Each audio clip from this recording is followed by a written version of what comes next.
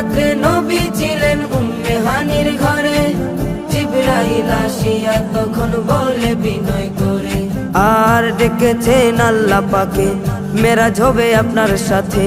মেরাজে গেলেন নবী, আলাপন হলো সবই।